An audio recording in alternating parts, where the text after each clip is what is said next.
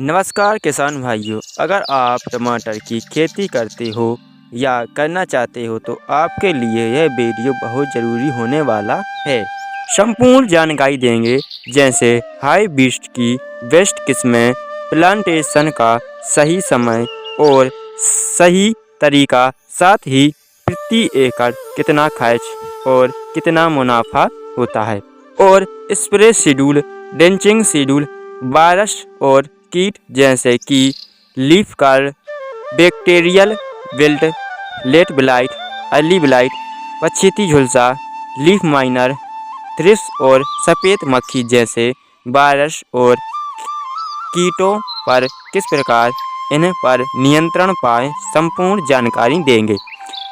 प्रति एकड़ की दर से सबसे पहले बात करते हैं उन्नत किस्मों के बारे में।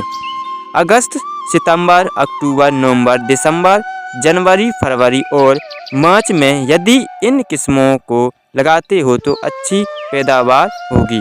पहले नंबर पे आती है सिजेंटा की बाहू, दूसरे नंबर पे आती है सेमनीस की अभिलाषा। अभिलाषा उपज और पैदावार अच्छी देखने को मिलती है। तीसरे नंबर पे आती है सेमनीस की अधिराज। अधिराज भी एक अच्छी पैदावार देने वाली अच्छी किस्म है। इसका फल का बकला मोटा होता है, जिससे यह गर्मियों के समय जल्दी खराब नहीं होता है। चौथे नंबर पे आती है परी एवन। यह भी बढ़िया पैदावार निकालने के मामले में अच्छी किस्म है। खासकर इसको गर्मियों के समय लगाते हो तो यह समय इसके लिए अच्छा माना जाता है। पाँचवें नंबर पे आती है सिजेंटा की 1057। अगर आप इस वेराइटी को फरवरी से मार्च में लगाते हो तो सबसे अच्छी पैदावार देखने को मिलती है, क्योंकि गर्मियों के समय के लिए यह अच्छी वेराइटी है। और तापमान की बात करें तो 15 डिग्री सेल्सियस से 35 डिग्री सेल्सियस तक का तापमान सबसे अच्छा माना गया है। और मृदा का पीएच मान 5.5 से 7.5 तक होना चाहिए।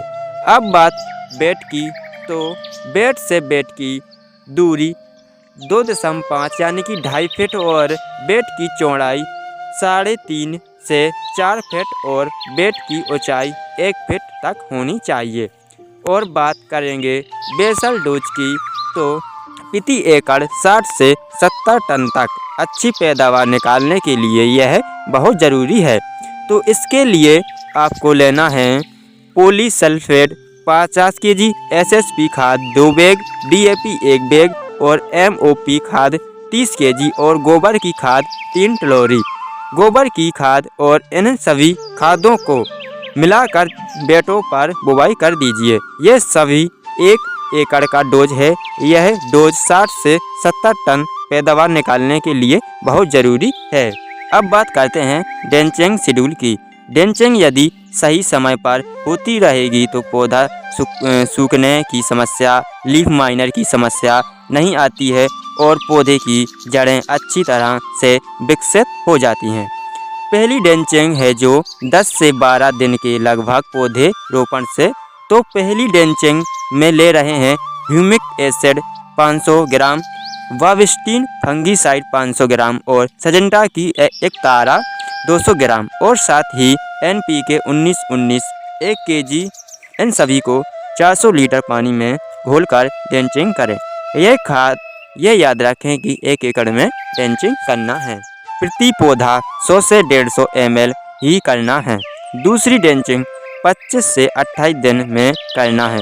तो इस समय लेना है आपको रोको फंगीसाइड 500 ग्राम, volume flexi 200 ml। Leaf miner जैसी समस्याओं को जड़ से ख़त्म कर देती हैं।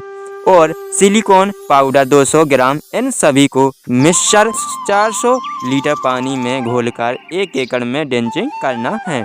तीसरी ड्रेंचिंग जब पौधा 40 से 50 दिन का हो तो इसमें ब्लू कॉपर 500 ग्राम, एनपी का 052 34 2 केजी और वाहर कॉम्फिडोर 500 ml। इन सभी को मिक्सचर 400 लीटर पानी में घोलकर 1 एकड़ में ड्रेंचिंग करना है।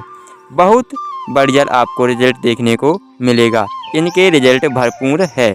अब बात करेंगे स्प्रे शेड्यूल। टमाटर की फसल पर स्प्रे करना बहुत ही ज़रूरी होता है। जैसे पछेती झुलसा और अगेती झुलसा यह बहुत ही ज़्यादा परेशान करता है, खासकर गर्मियों के समय और कीटों का प्रकोप जैसे सफ़ेद मक्खी, थ्रिप्स, एडिस जेडिस, फल छेदक, रेड माइकर, रस चूसक कीट यह बहुत ज़्यादा परेशान करते हैं।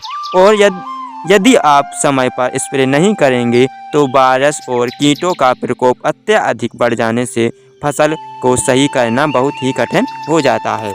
सबसे पहले बात करते हैं सफ़ेद मक्खी को कैसे रोकें। इसके लिए BASF कंपनी की सेफिना आती है। इसका स्प्रे करने से सफ़ेद मक्खी कंट्रोल हो जाती है।